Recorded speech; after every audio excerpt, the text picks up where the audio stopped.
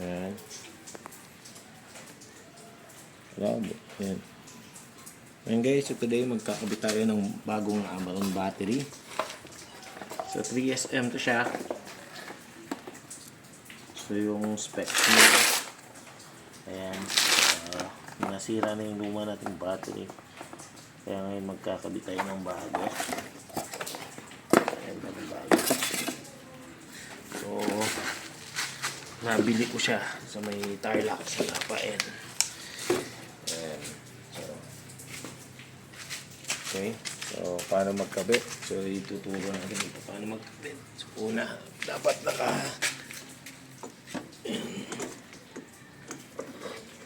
so, i-shoot mo lang.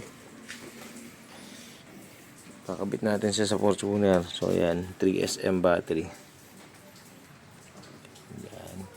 Okay. So, ito yung positive. Ito naman yung negative. So, ano yung unang gagawin?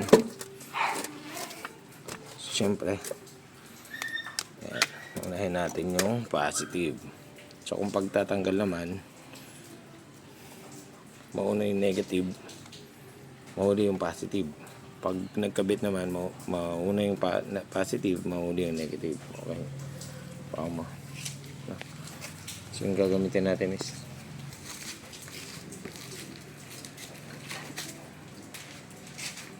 so, tanggalin natin to. So, yung warranty nito ay 34 months ay 24 months ang warranty niya. Pero subok na kasi yung unang subok na natin dahil yung unang battery natin na pinalitan Amaron din. So, tumagal siya ng 3 years and 7 months. So yan, so hindi ko lang siya nakuha na ng video. Okay.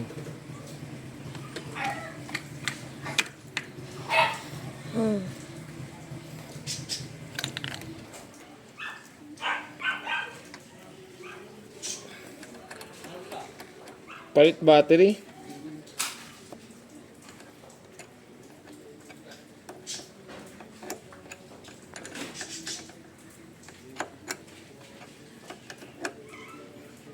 Ano bang sinyalis pagka lowbat? Wala. Basta malowbat lang siya. Tatay po. Ayan. Ayan, so after natin maikabit. Ayan, so siguraduhin lang na mahigpit. At ibalik yung takip. Okay, so start natin. Ayan, nagana na ulit. So, ang indication, kapag low bat, blink lang yan. Hindi ganyan yung ano niya. Okay. Start na. Okay, thank you. Ayan, so nabili ko pala yung luma kong Amaron. February 2021. Same din sa San Rafael, sa may Alstairs house din. Ngayon, dun pa rin tayo bumili. So, dating 6,800. Naging less 500 siya. Tapos ito na siya ba ngayon, 2024. So, same pa rin. Doon pa rin ako bumili. Sa mga gustong bumili yon, puntahan nyo sila. Maganda yung ano nila. Kasi yung warranty niya. So, user kasi tayo ng ng Amaron since 2014. Ayan. So, ayan, may warranty card. Okay, so tabi nyo lang. At least may reference kayo kung kailan possible na ano ng battery. Okay, sige, thank you, bye bye.